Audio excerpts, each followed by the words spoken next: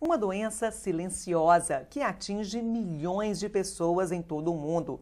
No Brasil, 5,6% da população sofre com o diabetes. Em Belo Horizonte, são cerca de 140 mil pessoas. Metade delas nem imagina que tem a doença. E neste mês, em que é comemorado o Dia Mundial de Combate ao Diabetes, o Câmara Entrevista debate este assunto. Fique com a gente, o programa está só começando.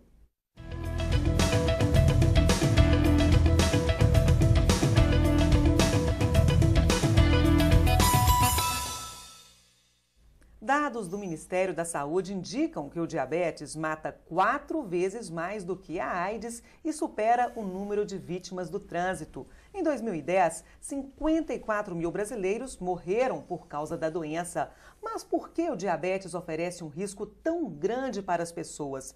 E o que fazer para evitá-lo? Eu vou conversar com o endocrinologista e vice-presidente da Sociedade Brasileira de Diabetes, Levimar Rocha Araújo. Olá, doutor. Muito obrigada pela sua presença aqui no Câmara Entrevista. É um grande prazer para a gente. Doutor, por que o diabetes tem sido responsável por tantas mortes, né? Como explicar isso? Na hora que você leu a matéria, nessa chamada, a gente já vê que 50% dessas pessoas que são diabéticas não sabem que são diabéticas. E isso contribui para altas taxas de glicemia que vão prejudicar a corrente sanguínea, né, levando o coração a um déficit, levando um déficit renal e, com isso, levando a mortalidade. Ou seja, as pessoas não sabem que são diabéticas e, contudo, não tem como prevenir. E com isso elas vão ter esse advento, essas complicações graves, como a nefropatia, que é o problema renal, a cardiopatia, né, problemas cardíacos.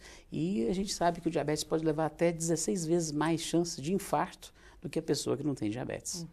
E como a gente percebe também, o número de diabéticos vem aumentando, né? Como a gente colocou hoje, supera o número de mortes por AIDS e por acidente de trânsito, né? O número de mortes causadas pela doença, que foi 54 mil em 2010, o de AIDS 12 mil e o de trânsito 42 mil.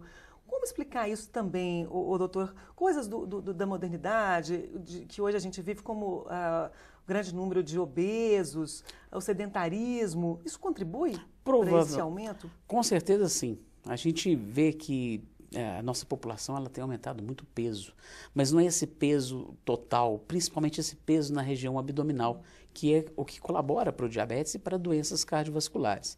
Na realidade, a nossa população está engordando. A gente lembra que não é só a alimentação que está piorando. Os nossos pacientes também estão cada vez mais sedentários. As nossas crianças já estão mais na frente da tela do computador, estão ficando mais tempo na televisão e já cria esse hábito de praticar poucos esportes. E com a alimentação cada vez mais rica em gordura, a gente tem esse advento da obesidade. Nós estamos num país de obesos hoje sim, né, com sobrepeso, obesidade classe 1 e com isso uma maior incidência de diabetes. E o diabetes é uma doença grave que a gente precisa de ter cuidado, mas que um alerta para a nossa população é que tem controle. Isso que é o mais importante da gente passar essa mensagem, né, Poliana? É verdade, doutor. Agora vamos explicar melhor, né, o que é o diabetes e quais os sintomas da doença. A reportagem que nós vamos ver agora mostra exemplos de como é possível ter qualidade de vida após o diagnóstico da doença.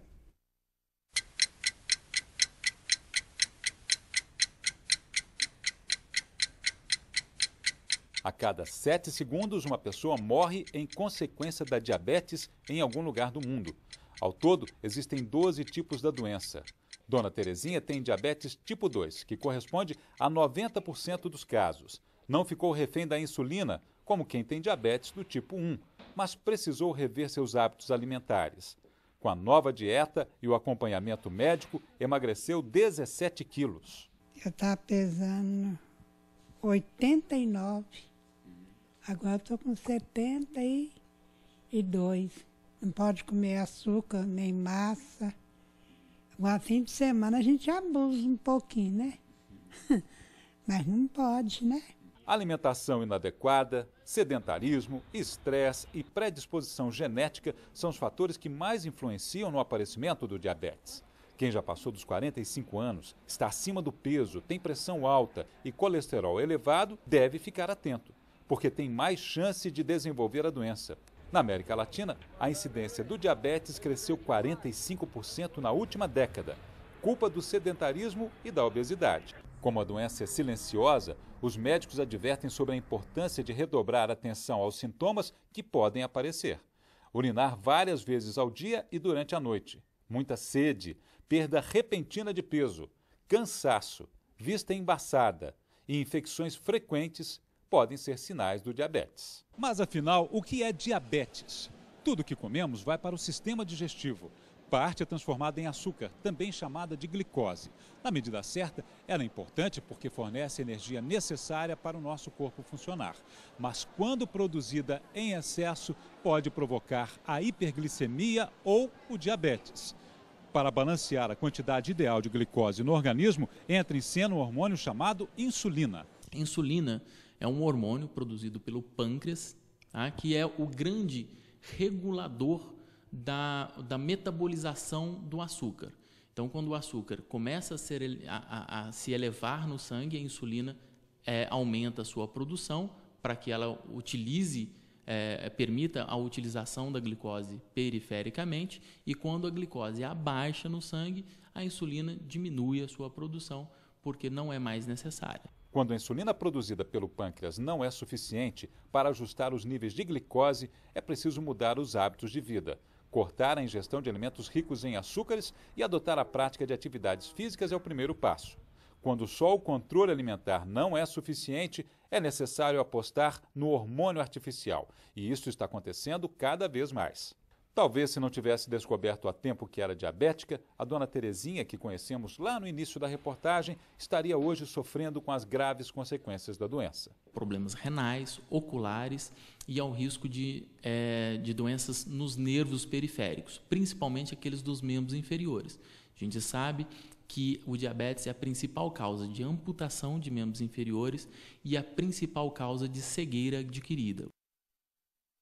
Doutor Levimar, se não tratada desde o início e de forma correta, realmente a doença pode causar sérias consequências, né? Sérias complicações. Por isso é importante ficar alerta. Ficar alerta e estar alerta também na questão da familiaridade. Se a gente tem alguém na família que é diabético, né, principalmente o diabético do tipo 2, que é aquele que aparece depois dos 30, 35 anos de idade, a gente vai ficar mais atento, porque tem um componente genético.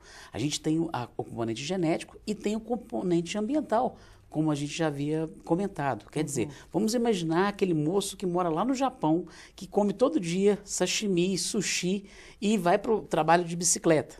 Esse moço tem a genética para o diabetes, mas ele não desenvolve o diabetes na sua terra de origem. E ele é transferido para uma televisão nos Estados Unidos.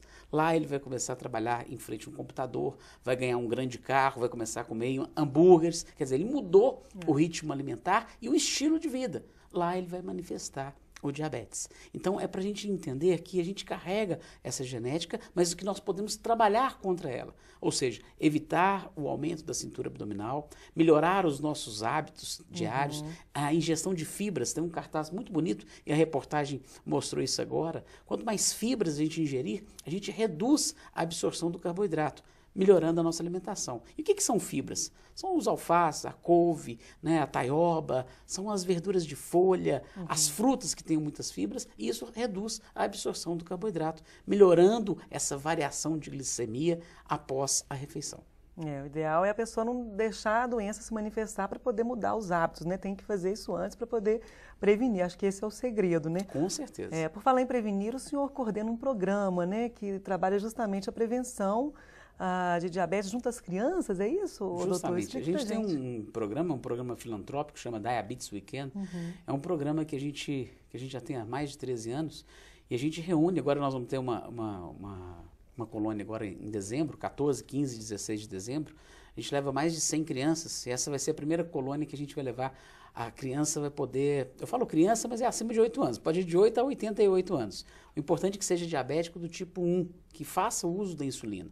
Então, ali ela vai ter contato com outras crianças diabéticas. Então, ela vai aprender com a doença. A gente fala que a sala de aula justamente a natureza. Então ela vai ter contato com outros profissionais da área de saúde, com nutricionistas, aprendendo a ter essa alimentação saudável, com psicólogos, com nutricionistas. Então, na verdade, a gente não vai ter aulinhas de diabetes. A gente tem uma grande gincana e essa simbiose, esse contato de uma criança com a outra, de um adolescente com o outro e com a equipe de saúde é que faz o crescimento e o aprendizado. É bacana essa iniciativa, né? Acho que tudo começa realmente desde cedo, né? É importante esse alerta e a prevenção, realmente desde criança. Agora falamos sobre o diabetes tipo 1, mais comum então nas crianças, né? Como o senhor colocou, tipo 2, que geralmente se dá após os 30 anos, não é isso? Isso, 30, 35 anos. E temos também o diabetes, né, doutor, que desenvolve durante a gestação. É muito comum também? Também é muito comum. Na verdade, quando a gente está lá na faculdade dando a aula de diabetes, a gente fala para os nossos alunos que são mais de 12 tipos de diabetes. E todo mundo assusta.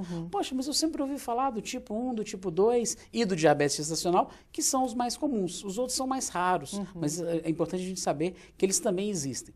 Em relação ao diabetes gestacional, da 20ª semana até a 24ª semana de gestação, a mulher, a gestante, ela produz alguns hormônios, né, que são hiperglicemiantes, que elevam essa glicose. Tem um hormônio chamado HPL, que é o hormônio lactogênio placentário, que ele vai aumentar nessa fase. Então, há uma chance dela desenvolver o diabetes, ele tem uma dificuldade da insulina ter o efeito apenas durante a gestação. Ela terminou essa gestação, ela volta para os níveis normais de glicose. Apenas 20% das mulheres que tiveram diabetes gestacional é que podem continuar com diabetes depois da gravidez. Então é muito importante, na hora que a mulher engravida, que ela tenha atenção. Aquelas mulheres que já tiveram outros filhos com mais de 4 quilos, muito provavelmente elas desenvolveram diabetes gestacional. E se elas tiveram diabetes gestacional numa primeira gestação, a chance de ter numa segunda ou terceira, ela também é grande. Aquelas mulheres também que tiveram aborto sem saber o motivo, ou crianças mal formadas, é uma chance de ter tido alteração da glicose também. Então o alerta fica, fazer o teste da glicemia durante o seu pré-natal. Não ganhar muito peso, porque a obesidade, como nós já comentamos aqui, e a gente tem aquele, né, a gente que é mineiro, a gente tem aquela mania de falar, tá grávida, tem que comer para 2, né, e não é bem assim. Você imagina se tiver grávida de gêmeos, né, Poliana? Nossa, vai comer para 3, pra como é que vai ficar? Trigêmeos, né? Para 4, aí não dá, né, e doutor? aí, por assim vai. E aí a chance de aumentar a glicose é muito maior. E o diabetes é uma doença mais comum entre mulheres até, né? Números mostram isso, que a doença atinge 6% das mulheres e 5,2% dos homens. Essa estatística, ela é um pouco controversa, depende muito da região, sabe? E eu acho que eu atribuo muito a isso, porque não tem uma especificidade. Por que que é uma constatação que é mais comum em mulheres, mas em alguns países a gente vê o contrário também. Eu atribuo a isso a questão da falha no diagnóstico ainda. Então, a gente tem que estar muito atento a isso, ao sedentarismo, né? Então, muitas vezes, a mulher também se cuida um pouquinho mais, né? A gente estava aí há poucos dias falando da saúde do homem, o homem também tem que estar buscando essa informação, tá fazendo a sua glicemia, para ver se ele não tem o diabetes e nem está sabendo que é diabético também, né? Fica aí a mensagem, né, doutor Ribamar? Fica o alerta, Tem né? que ter realmente esses cuidados e a prevenção é a palavrinha-chave, né? Alimentação, exercício físico e né? educação, e a consciência. Né? Eu falo que o tratamento do diabetes, Poliana, ele tem que basear em 4 pés. É igual uma cadeira com 4 pés. Um é a alimentação, que nós falamos aqui há muito tempo, né? O outro é a atividade física. A atividade física faz com que a glicose entre para dentro da célula da maneira mais fácil. O terceiro seria a medicação. No caso do diabético tipo 1, é mandatório que ele utilize insulina desde o início, desde o diagnóstico.